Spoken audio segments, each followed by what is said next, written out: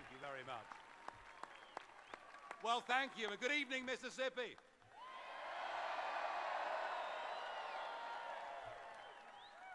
I come to you from the United Kingdom with a message of hope and a message of optimism. It's a message that says if the little people, if the real people, if the ordinary decent people are prepared to stand up and fight for what they believe in, we can overcome the big banks. We can overcome the multinationals.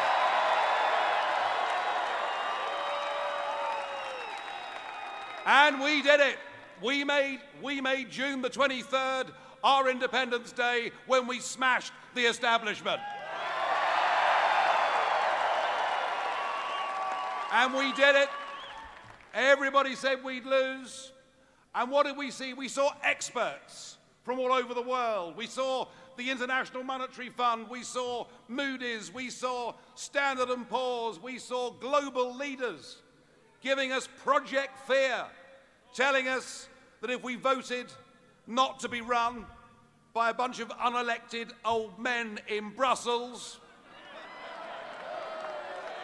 yeah, well, it's okay. They don't like me either, so it doesn't really matter, does it?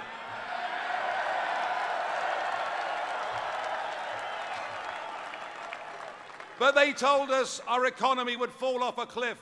They told us there'd be mass unemployment. They told us investment would leave our country. And David Cameron, then our Prime Minister, but no longer, told us we might even get World War III.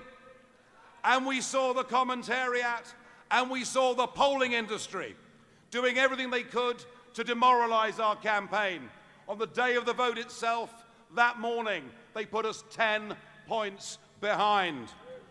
And actually, they were all wrong. And they were wrong because what the Brexit campaign did is we reached those people who've been let down by modern global corporatism. We reached those people.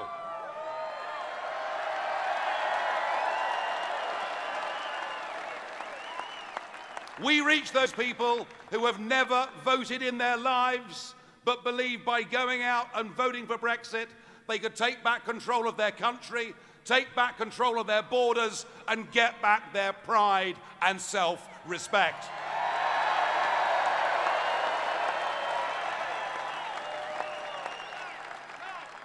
Now, the big card the Prime Minister decided to play in the referendum is he got a foreign visitor to come to London to talk to us.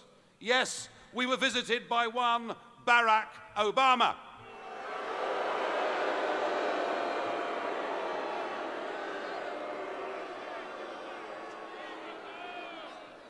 And he talked down to us. He treated us as if we were nothing. One of the oldest functioning democracies in the world. And here he was telling us to vote Remain. So I, having criticised and condemned his behaviour, I could not possibly tell you how you should vote in this election. But,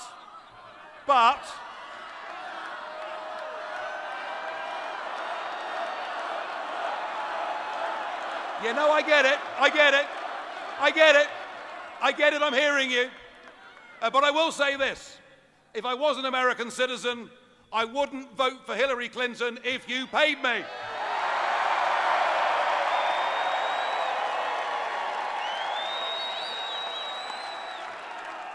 In fact, I wouldn't vote for Hillary Clinton if she paid me.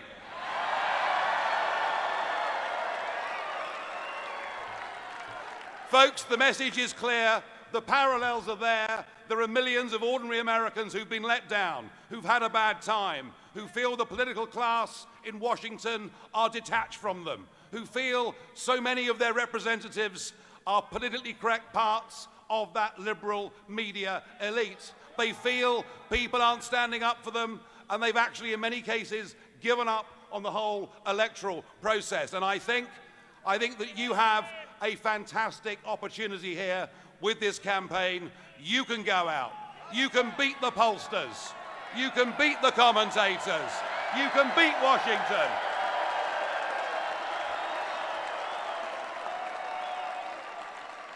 And you'll do it by doing what we did for Brexit in Britain.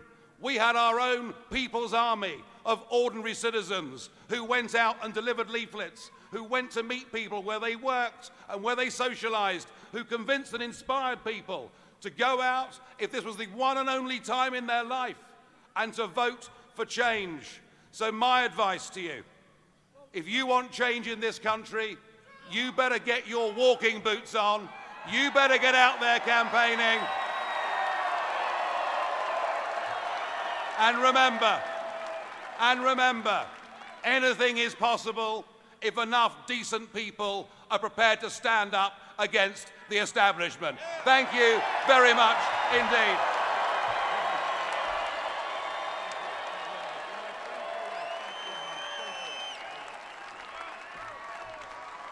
Wow. Thank you, Nigel. What a job. What a job he did. What a job he did, against all odds. Thank you, Nigel. That was some job that he did. Against all odds, everybody said it couldn't be done. And by the way, it's looking like a very wise decision right now by the voters. So I really congratulate Nigel, and I thank you for being here. Thank you.